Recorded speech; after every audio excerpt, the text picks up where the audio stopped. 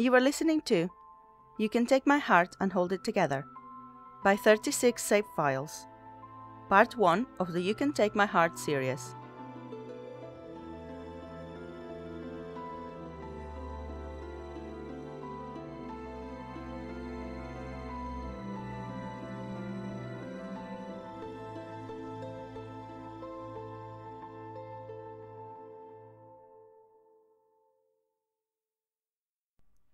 Chapter 2 Yibo. Remember what you promised? Xiaojan says, his voice falling into a nervous register, and Yibo glances over. This was your idea, he reminds Xiaojan, and Xiaojan makes a face at him. You could at least pretend to be comforting, he says, and Yibo nods, pulling up a sympathetic subroutine. You're going to do great, he enthuses. Just like we practiced. Xiaojan stares at him, eyes wide and disconcerted underneath the shifting membrane of the face guard. Too much? Yibo asks, shutting it down. Way too much, Xiaojan confirms, glancing aside. The tips of his ears are turning pink. With his fair skin, that's probably sunburn. Yibo knows that that's irritating for humans. The next stop was going to have to be a supply run anyway, and Yibo adds sun cream to the list. Xiaojan hadn't come on this journey entirely unprepared, but Yibo is familiar with the border planets and how far the distance between settlements can be. It can come as a shock, initially, to those who've lived their lives more coreward than not. Ragnar 12 isn't part of the core, but it's close enough, and Xiaojan had freely admitted that was the furthest out he'd ever been before Kaludra. He seems adaptable though, in a way the core-bound often aren't, and Yibo congratulates himself again on making a good choice. Xiaojan shifts his feet on the makeshift skimboard, the tether wrapped securely around one ankle. Determination creases the corner of his eyes as he adjusts the fits of the guard over his face, and then he's shifting, letting his own weight tip him forward and slide him down the dune. Yibo watches him go. He has good form, for someone who doesn't have inertial compensators, and when Xiaojan hits the actual sand surf and speeds up a small crest, his accelerated laughter makes it all the way back up to where Yibo is standing. Yibo grins and tips his board over the edge. This body can't get up to the speeds of his other one, obviously, but sliding down the side of the dune and skimming onto the choppy sand is almost like accelerating to break atmosphere, and there's a weightless moment at the top of his board's arc that's like the jump between stars. Yibo hears himself laughing as he comes back down, skimming the backside of a wave as he angles towards Xiaojan. Xiaojan isn't doing too bad for himself, holding his body low to center his weight even as he wobbles a bit on the next crest. He arcs his board up and across, skimming around Yibo in a wide circle, his grin wide and bright beneath the face guard. Yibo had forgone one himself. This body isn't as intolerant as Xiaojan's would be in the event of a dip below the sand waves, and furthermore Yibo doesn't intend to fall in. He turns his attention back to the wave in front of him, crouching low to consolidate his momentum as he speeds up the wave. He grabs the edge of the board with one hand and leans as it crests, sending himself spinning up off into the air. And maybe he's showing off, but Xiaojan's delighted laughter widens his own smile, even as gravity reasserts itself and he touches back down on the subsiding wave. The wave cresting just behind that one takes him by surprise. The blow hits him in the middle of his spine, and while the fine-grained sand splits around him, the momentum sweeps him off his feet. Yibo's board shoots off into the air, snapping the tether wrapped around his ankle as Xiaojan's laughter turns to an alarmed shout. Yibo's vision goes black as his eyes and mouth seal themselves, the sand overtaking him as he sinks beneath the surface. Inconvenient and embarrassing. Yibo tries to orient himself, to propel himself back toward the surface, but the current is deceptively strong and just spins him around in the blackness underneath the waves. He manages to turn himself upright, but he can't feel himself sinking despite his best efforts. The cold radiates up from the depths, and Yibo can feel his system start to edge into alarm when something warm wraps around his wrist and pulls. Light seeps in under his eyelids as Yibo's head breaks the surface, and he blinks them open to see a hand wrapped firmly around his wrist. Xiaojan's other clinging white knuckles to the makeshift skimboard, his own eyes wide and terrified. Yibo! Yibo! He's saying, loud and panicky, and Yibo kicks himself over so he can grab onto the board. It's fine. I'm fine, he says reassuringly, but that just makes Xiaojian scowl. Stop that! He snaps. Don't run the subroutine on me. Are you okay? Yibo blinks and cycles through a quick diagnostic. Nothing damaged.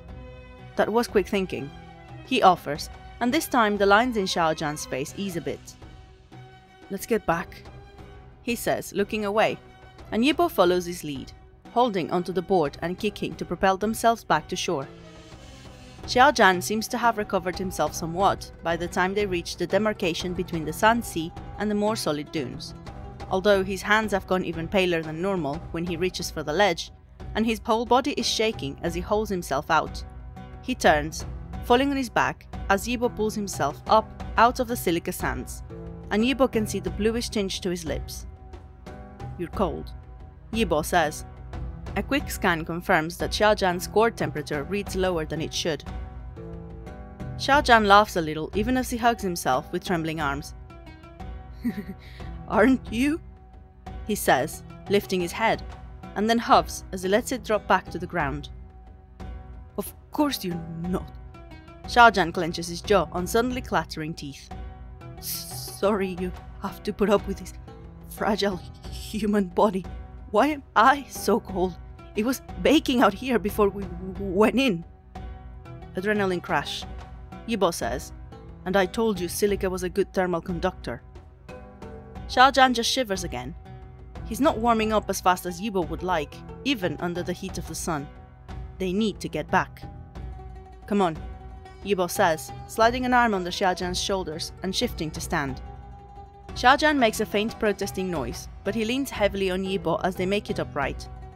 Yibo can feel the fine tremor running through him, and while Xiaojian tries to follow Yibo's lead, his feet aren't coordinating terribly well. It's going to take them time Yibo is unwilling to spend, and will just exhaust Xiaojian further, to make it back to the landing site at this rate. Well, in that case, the landing site can come to them. Yibo adjusts the fit of his arm underneath Xiaojian's shoulders, and turns them around to face the Sand Sea. The sun is high overhead, and he low cycles his cooling systems before they can wear up in response. His thermal tolerance is far greater than Xiaojian's, and from the way he's pressed against Yibo's side, Xiaojian could use the extra heat. Xiaojian makes a confused sound as a shadow falls over them, blotting out the heat of the sun, and he lifts his head just in time for Yibo's boarding ramp to unroll at his feet. The wash of displaced air blows his hair back from his forehead as Yibo carefully calibrates the thrusters to hold steady over the now rolling sand sea. Come on, he says again, pulling Xiaojian aboard, and Xiaojian follows.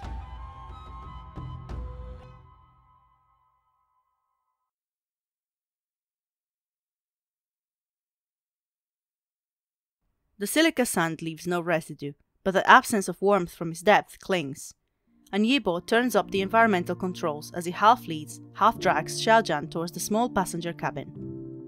Yibo spares a glance for the pack sitting alone in the corner as he sits Xiaojian on the edge of the bunk. The faded canvas and careworn straps are far from a match for the stainless plating and smooth edges of the rest of the cabin, but Yibo likes how it looks nonetheless. What are you doing? Xiaojian says, sounding sharper with every word. That's good. What's less good is the way his hands are going to Yibo's, starting to push him away as Yibo goes for the zip on Xiaojian's coveralls. You're near hypothermic, Yibo explains. Maybe he can't tell. Yibo knows that humans aren't always reliable when it comes to their own senses. That doesn't explain why you're undressing me, Xiaojian retorts, fingers tightening around Yibo's.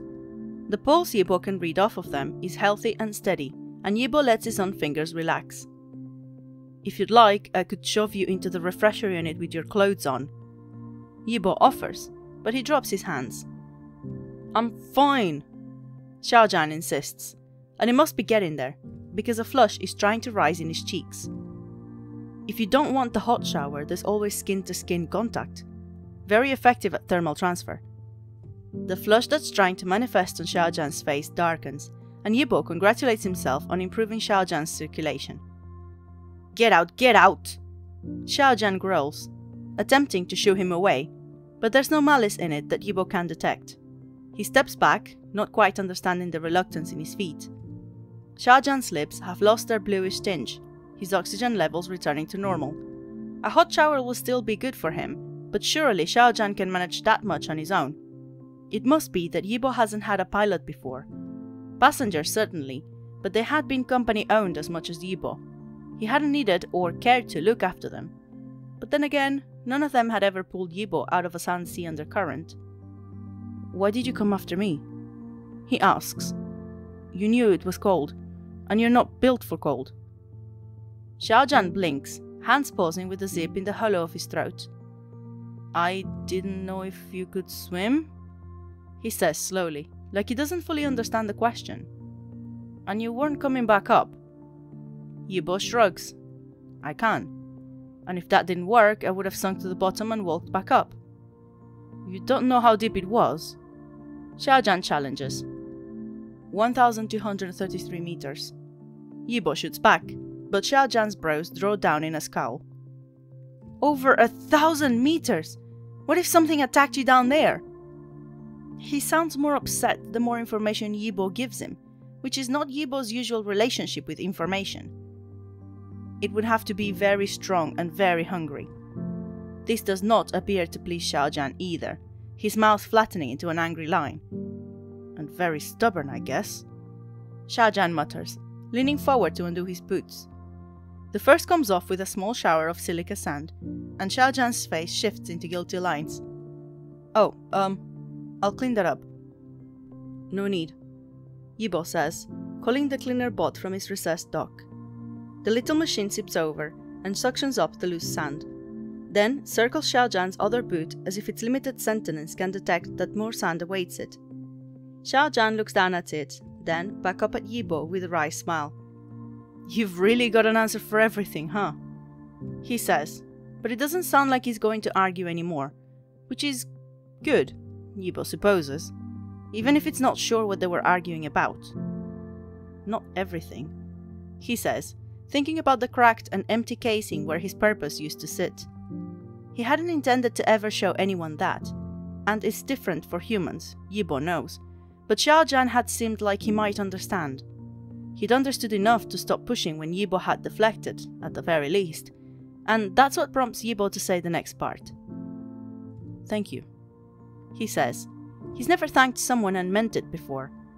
That makes it all the more important that he looks Xiaojan in the eye in this moment, with this feeling he can't quite name.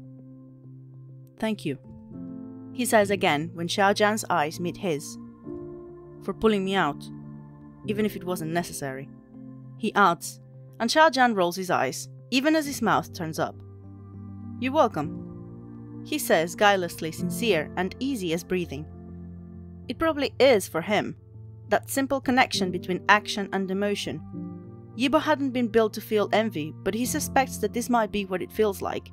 This frustrated yearning, like a circuit that's not quite finished, as if all that's waiting is for Yibo to reach out and close it. "Shower," Yibo reminds Xiaojan as he steps back, firmly out of range. "I'll calculate the next jump. You get warm." "Like it would take you that long," Xiaojan scoffs, reaching for his other boot. Yibo shrugs and steps out into the hallway as Xiaojan shakes it out, letting the door slide shut behind him. He has in fact already completed the calculations, the operation running in the background as he directed his attention elsewhere. He pauses in the corridor for a moment, rerouting his focus. The little cleaner bot has only rudimentary sensory equipment, but its vision is enough to pick up Xiaojan's feet, now stripped of boots and socks and pressed bare on the metal cabin floor. "You're cute," Xiaojan says, his voice filtered and tiny through the cleaner bot's audio equipment. And it takes Yibo a moment to realize he's talking to the bot. "What kind of system are you running, I wonder?" Xiaojan murmurs. The cleaner bot's field of vision tilts and then blurs, and then Xiaojan's face comes to view as he holds the bot up in front of him. The bot's wheels spin fruitlessly against the air as Xiaojan holds it. It chimes a soft alarm and Xiaojan's face creases with worry. "Ah, sorry," he says, putting the bot gently back on the ground, and Yibo makes the split nanosecond decision to route himself more fully through the bot, just as Xiaojan's fingers run comfortingly over the bot's casing. There, see? Xiaojan croons, and out in the corridor Yibo shivers, phantom sensation tingling down his spine. All safe on the ground now, Xiaojan says, standing. Yibo circles the bot around him once just to make Xiaojan laugh, then backs it away into its charging dock. Xiaojan watches it go, eyes bright with curiosity, but he makes no move to pick it up again. Considerate, even when things he has a professional interest in and technically owns. Xiaojan hasn't once brought up the fact that his name is listed on the owner line of Yibo's registration. Yibo wonders when he will. Xiaojan's hands go to the zip of his coveralls, and Yibo abruptly withdraws from the cleaner bot's sensory system. He has no personal concerns with modesty, but Xiaojan clearly does, and that seems important, suddenly, in a way that it hadn't a short time ago. Yibo monitors the cabin system enough to confirm that the refresher unit turns on, and then withdraws, heading for the cockpit and leaving Xiaojan to his shower. At least, he tries to leave it behind. As he settles into the co-pilot's seat and leans back, he finds that the starlight glancing off the viewport reminds him of the flash of paler skin beneath Xiaojan's collar. That the delicate spin of constellations puts him in mind of the glint in Xiaojan's eyes when he's delighted by something. Something new, Yibo reminds himself.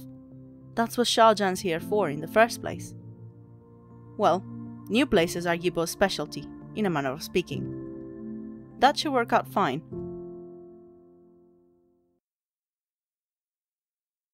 What is that?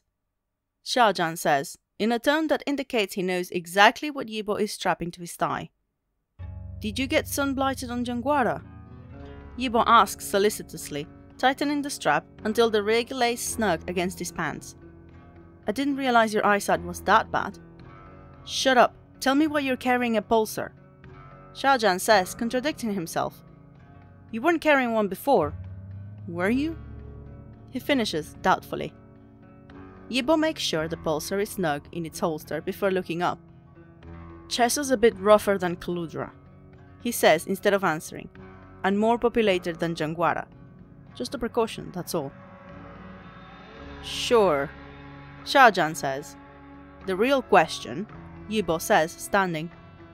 He's traded in the all-purpose jumpsuit for a pair of slim trousers, a soft shirt, and a leather skin jacket. Now isn't the time, and Cheso isn't the place to be looking like he rolled off the last freighter in. Is why you aren't carrying one.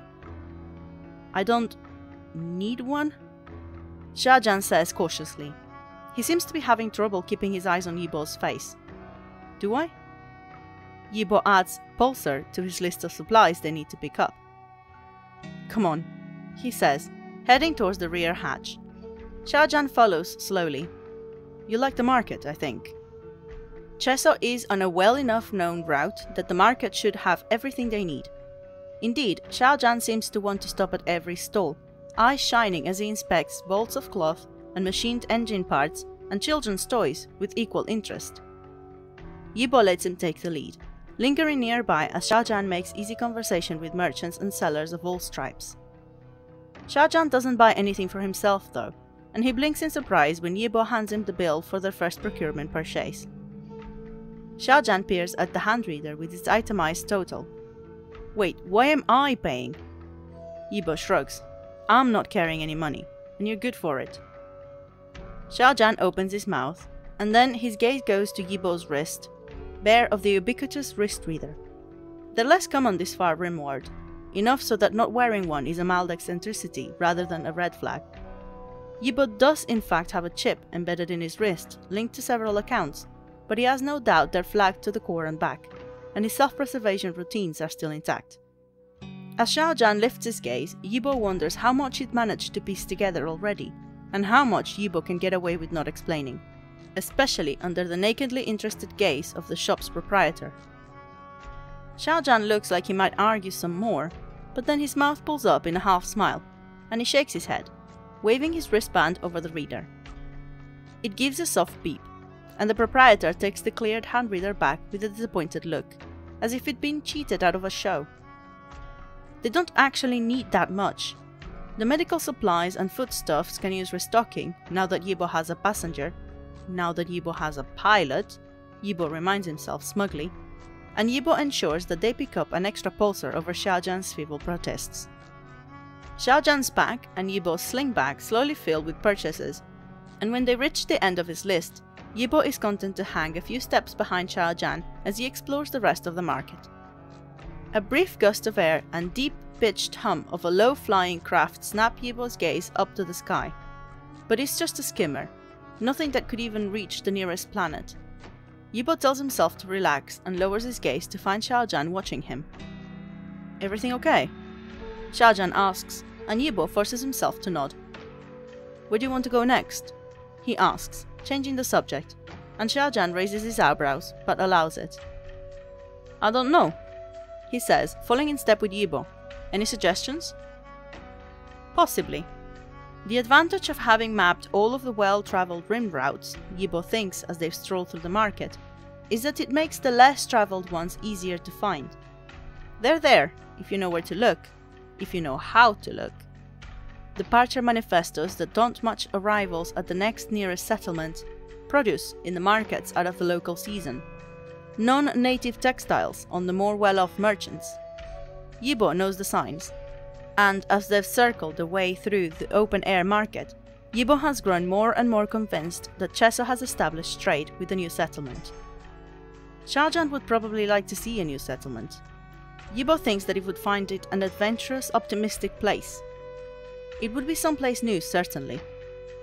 Such secrets are guarded fiercely, however, especially from outsiders.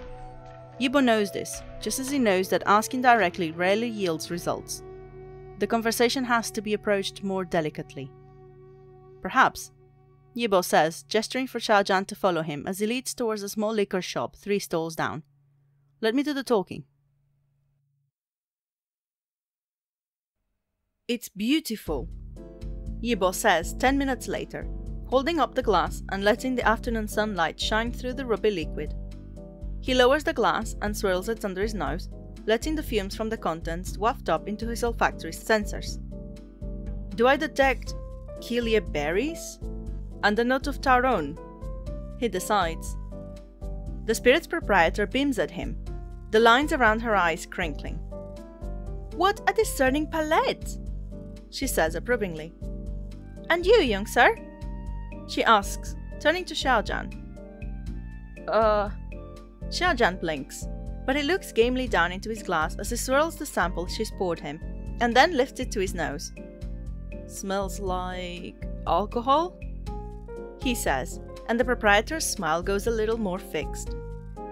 "Distilled from Kilia berries, sage scrub, and finished with a secret ingredient," she says, with a wink at Yibo.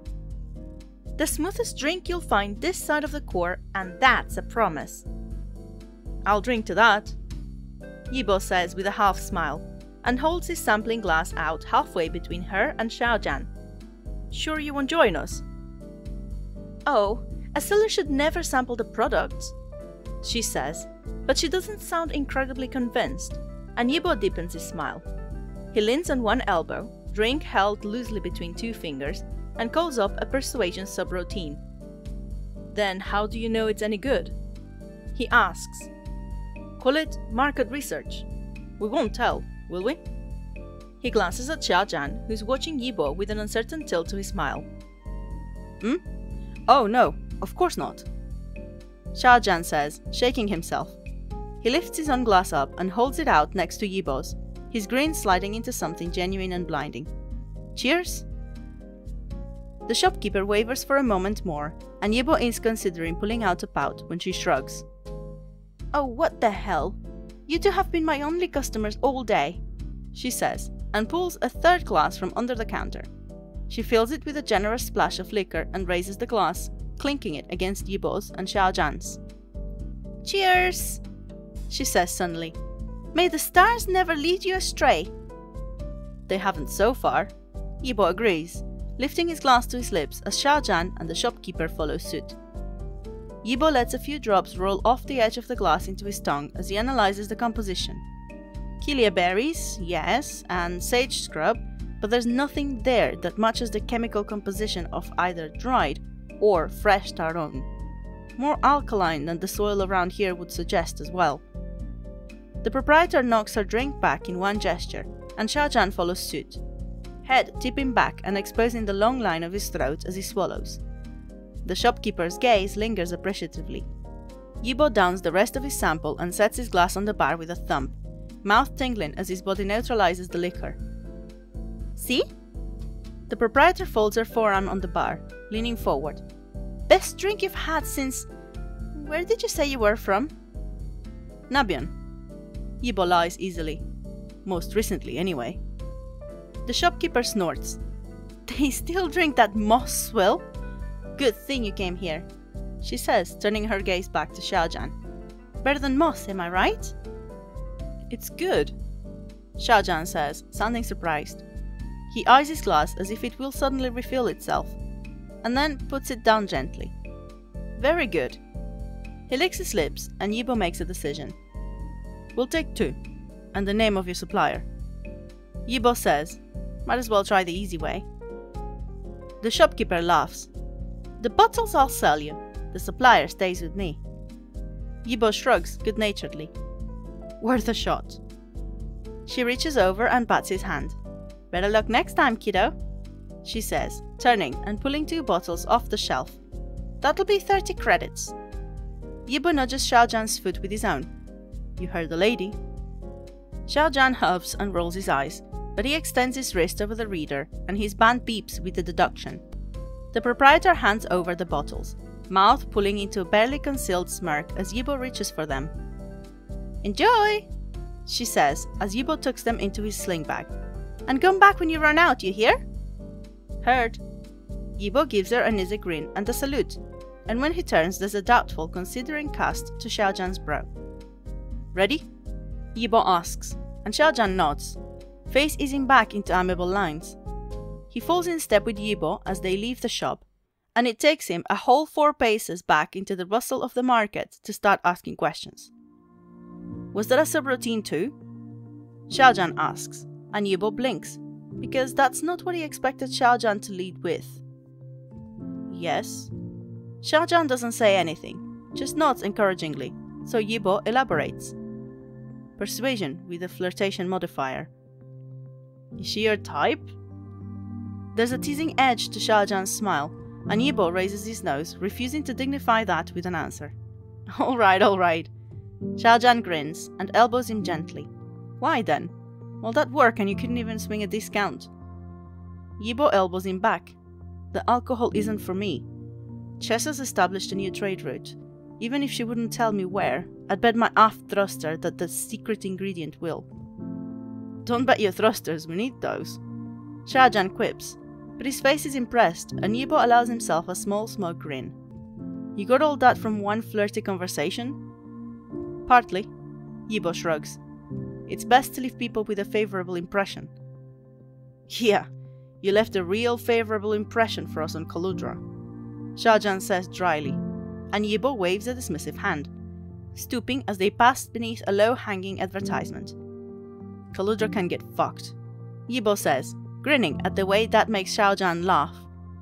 I got what I needed out of that dust bowl. Did you? Xiaojan murmurs thoughtfully, and Yibo wonders what he's heard that Yibo didn't intend to say. He glances over, but Xiaojan is watching the stalls as they make their way through the crowds. Who's it for then? He asks after a moment, and Yibo has to replay their conversation to pick up the loose thread. You, he says, and since Xiaojan is apparently such a mind reader, maybe he can pick up the obviously Yibo is broadcasting. You liked it? I did, Xiaojan says amusedly, turning to meet Yibo's gaze as they round the corner. Was that a subroutine as well? No, Yibo says immediately, and he's surprised by both the truthfulness and the vehemence of his response. No, you don't… No. I don't… What? Xiaojan asks madly, turned open and curious, like there's no wrong answer Yibo could give him. The problem is that Yibo doesn't know what the right answer is. Xiaojan seems to be able to tell when he's running a pre-programmed personality, which is intriguing and a bit alarming. Those scripts have been meant to meld into Yibo's core temperament seamlessly, to be used and discarded as necessary to accomplish company goals. They're as much a part of him as his sin skin or his thrusters, and until he'd met Xiaojan, Yibo had never considered that he himself might be something apart from all that.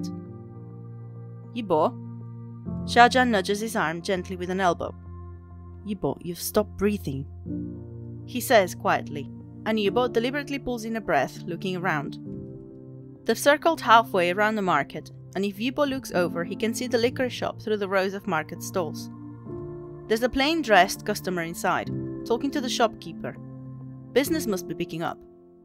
Then the man turns to the side, the afternoon sunlight striking his profile, and Yibo grabs Xiaojan's wrist and yanks him down the nearest alley. What, Yibo, what are you? Yibo spares half a glance over his shoulder, and there's no pursuit. Not yet, but that just means they've got minutes to spare instead of seconds.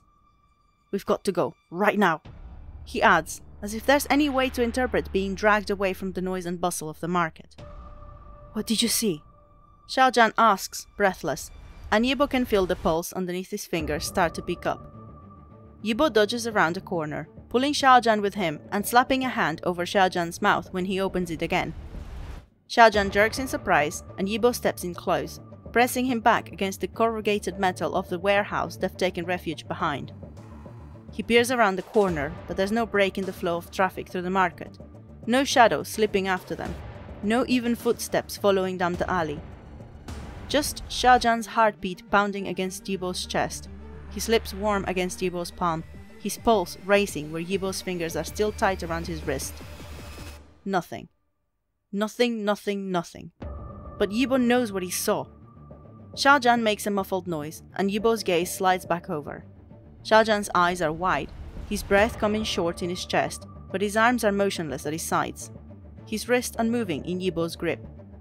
His eyes strain to look around the corner, back the way they've come, but he doesn't try to pull away from Yibo's grip or push him off. Yibo doesn't know if he's earned this, if he could ever earn this, but he has to ask.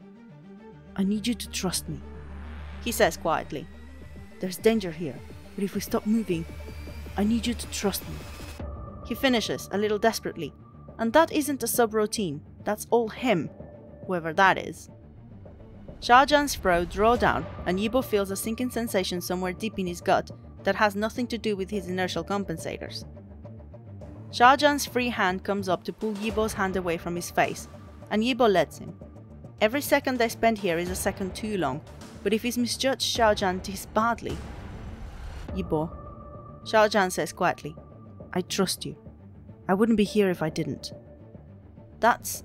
Yibo feels his cooling systems kick in as he tries to reorient himself. He feels like he's lost in the sun sea again, unsure of which way is up, except for the strong hand wrapped around his wrist, pulling him back towards the sun. It's his fingers clinging to Xiaojan's wrist this time, but the sensation is the same, anchored in a place against the tide he doesn't understand. I thought you said we had to move, Xiaojan whispers, and Yibo blinks, pulling himself back. We do, he says, peering around the corner again to confirm that there's no pursuit yet. It's only a matter of time. Agents are very good at what they do, as Yibo has cause to know. Their descriptions are probably circulating already, or, at the very least, Yibo's is. He gives Xiaojan a quick once-over, then reaches up and runs his hand through Xiaojan's hair, mussing it. Hey! Xiaojan jerks back, but there's nowhere for him to go, really, and the movement just disarrays his hair even further. Yibo combs a bit of fringe down over Xiaojan's eyes and nods to himself, satisfied.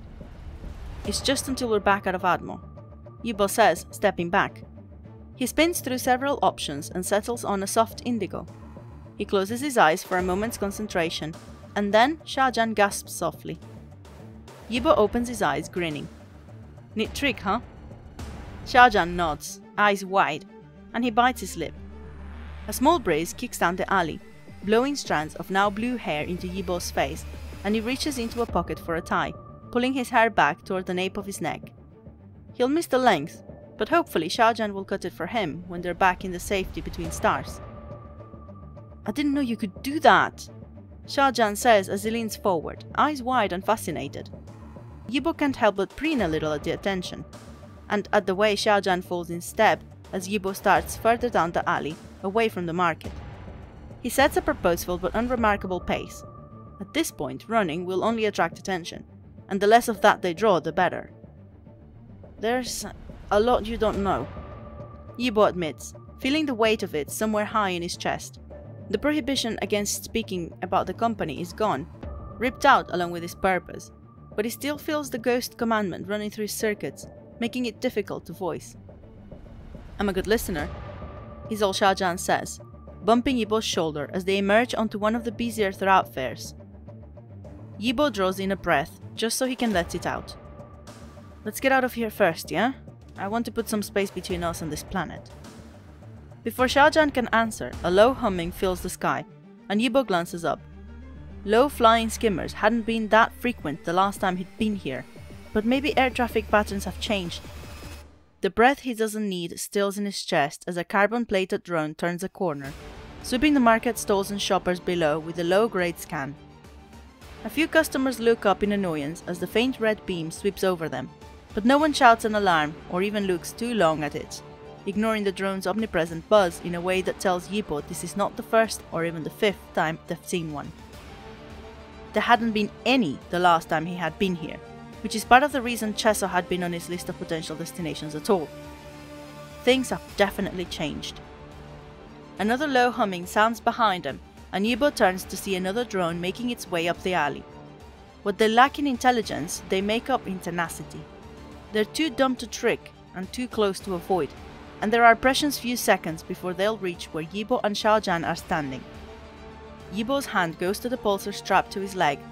Xiaojian makes some sort of noise, but Yibo can't spare him too much attention as he draws and fires in one motion. The drone in the alley sputters in mid-air and clatters to the ground. Even that sound doesn't cover Xiaojian's sudden inhalation, but Yibo is already moving, striding out into the center of the street to meet the first drone. An alarmed murmur ripples out around him when Yibo raises his pulsar. When he fires, the crowd hushes, the crash of the drone hitting the ground echoing off the buildings in an eerie silence. Xiaojian's voice is loud in the sudden hush. He's somehow standing right next to Yibo, eyes wide and a hand halfway raised as if he'd been reaching out but had changed his mind. Suddenly, no one is looking their way at all. Yibo holsters his pulsar and reaches for Xiaojian, half expecting to be pushed away, but Xiaojian's fingers close tightly around his, gripping with a strength that belies his slender fingers, and when Yibo pulls him to a run, Xiaojian follows.